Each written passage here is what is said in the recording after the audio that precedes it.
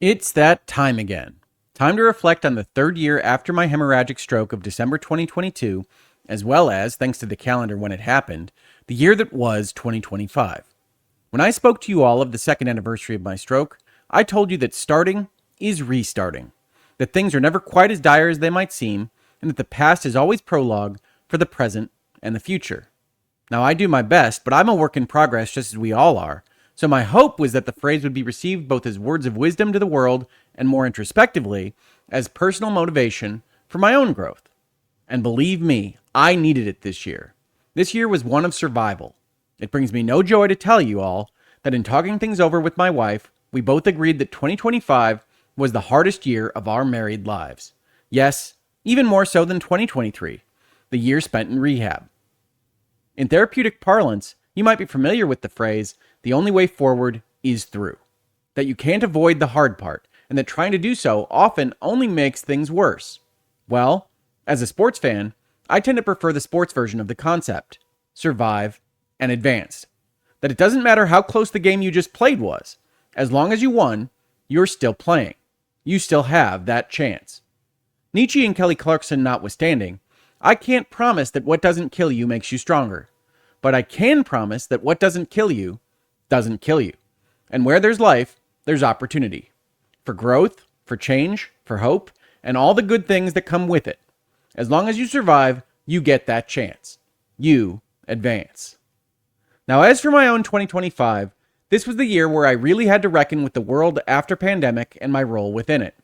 It was plain that as much as I wanted to, I wouldn't be able to run my firm, my channel, and my household with the energy and logistical capability I had after my stroke.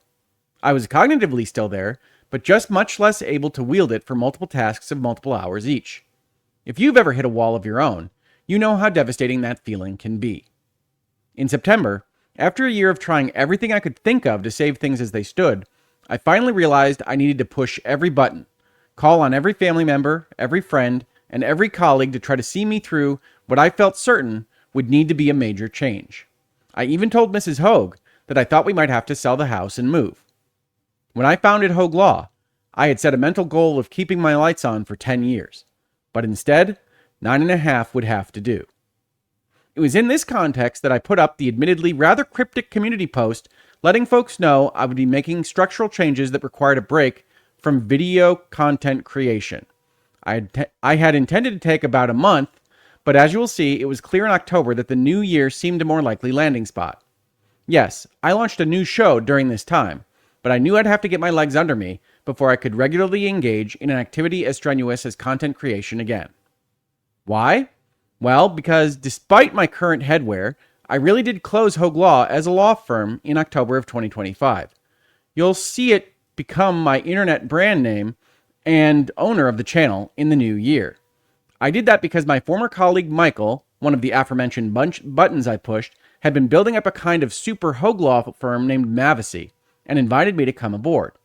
After almost a decade on my own, I was to be afforded a new place to ply my trade. And honestly, it fit me perfectly. He even went so far as to get me custom hats for the Mavis brand. Leading edge of what the future of legal practice is going to be, everything I would have wanted out of Hoeg Law if I had the capacity to put together a full business plan for the 2020s and beyond, and all with people that knew what I was capable of and what I had been through, and saw value in my keeping the channel going. Seriously, please come visit me there if you ever have legal needs. rhoeg@mavisy.com. Of course, even perfect work is still work, and meeting new colleagues and new clients by the dozens while dealing with post-stroke anxiety and transitioning out of the firm you've been building for almost a decade was almost, but not quite, as stressful as the month leading up to it had been. I had everything I needed in a place I loved with people I trusted, but it was, and still is, a transition. On top of this, it was at about this time that my father really started falling down. A lot. I don't want to speak out of turn, and his health issues are his own, but suffice it to say, I am very close to my father. He has been a role model in all things, both in respect of what to do to live a good life, and in what not to. I've tried to spend as much time as I could with both him and my mom for as long as I've had some flexibility in my schedule, but now I was spending more of that time in nursing facilities and hearing about the results of diagnostic tests. My experience is not a unique one, I know, But piled on top of everything else, there really were plenty of days I thought I might just shatter. But I did not. And I tell you all this not to pity me. I have been blessed with my intellect, my education, my relationship with my parents, my wife, my kids, my opportunities, all of you, and so much more. That some of these things shift or are taken away does not remove the blessing that they once were. There are difficult seasons and there are easier ones. But 3 years after stroke, I tell you all this to tell you that I survive. And together, we advance. Virtual Legality is a YouTube video series with audio podcast versions presented as commentary and for education and entertainment purposes only. It does not constitute legal advice and does not create an attorney-client relationship. If you have legal questions about the topics discussed, please consult your own legal counsel.